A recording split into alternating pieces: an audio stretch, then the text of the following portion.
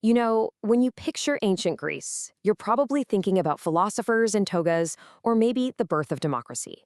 But behind all those marble columns and deep thoughts, there's a much darker, much more violent side to their world.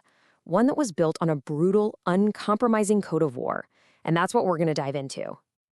The brave warrior must stand unflinching to kill or be killed. Now, that's not just some fancy line from a poem. That quote from Homer's Iliad is the absolute core of the ancient Greek warrior's entire worldview. It's a world of absolutes, where the only options on the battlefield were to conquer or to die. So, where did this intense all-or-nothing mindset even come from? Well, it wasn't just about training. It started with the stories they told themselves, the very myths that shaped their entire identity. You have to understand, for the ancient Greeks, the Iliad wasn't just some story about the Trojan War. It was their cultural DNA. For centuries, this epic poem taught young Athenians everything they needed to know about honor, courage, and why self-respect in battle was non-negotiable.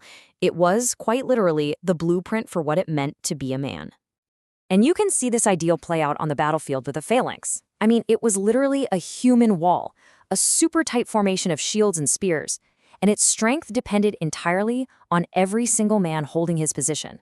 Think about that pressure. One moment of fear, one guy takes a step back, and the entire line could just collapse.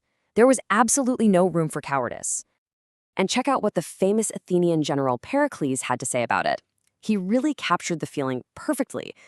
Dying in battle wasn't just a risk of the job. It was considered the most noble end a man could hope for. In this world, just surviving, that was a distant second to honor.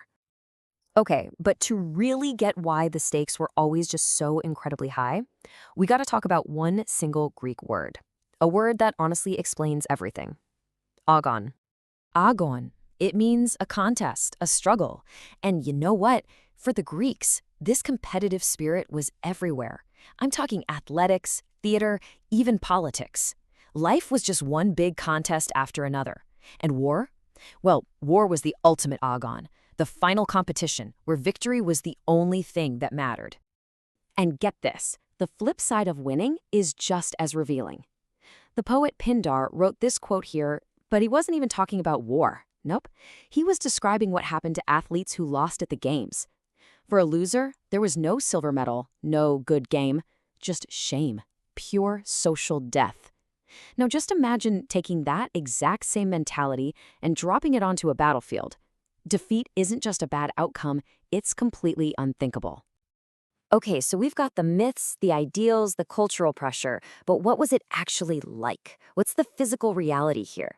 Let's shift gears from the stories to the hard evidence, the stuff they left behind in the dust.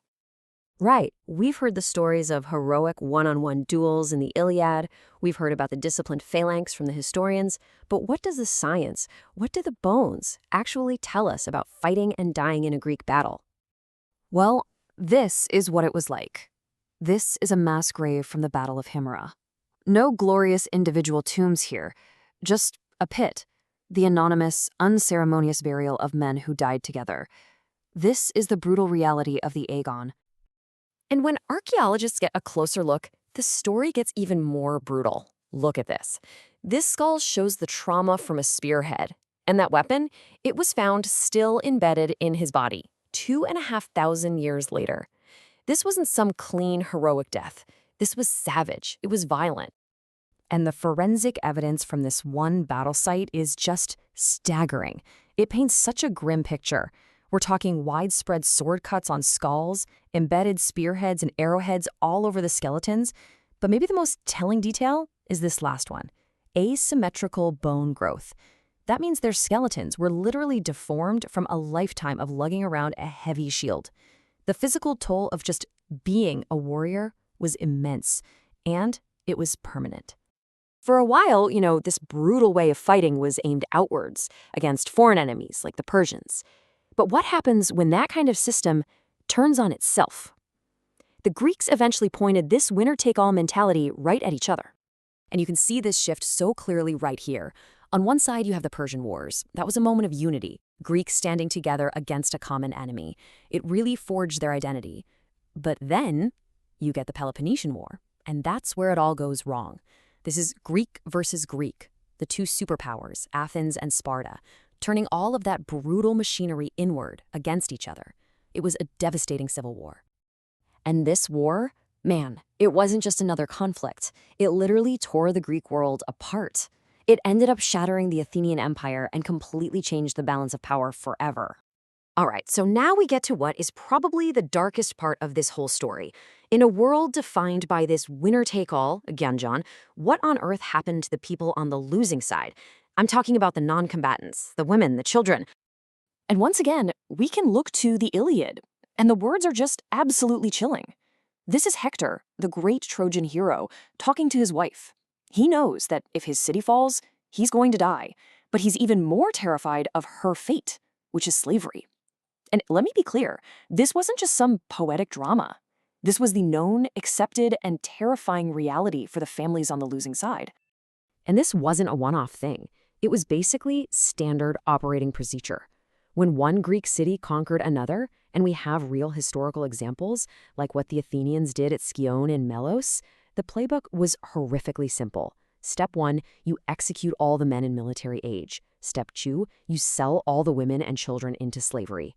And step 3, you repopulate their land with your own people. Annihilation wasn't just a risk of war, it was the price of defeat.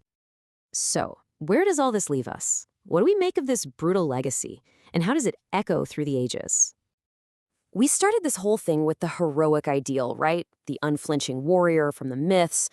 But what we've actually uncovered through history, through archaeology, is a system where the stakes couldn't have been higher. Winning meant everything, glory, survival. But losing? Losing meant total annihilation, not just for you, but for your entire community. And that leaves us with one last big question. We give the ancient Greeks so much credit, and rightfully so. They gave us democracy, philosophy, theater, so many of the foundations of Western civilization. But in their all-consuming spirit of Agon, did they also leave us a blueprint for total war? A kind of warfare where the only acceptable outcome is the complete and utter destruction of your enemy? It's a brutal legacy, and maybe it's just as enduring as any of the temples they left behind.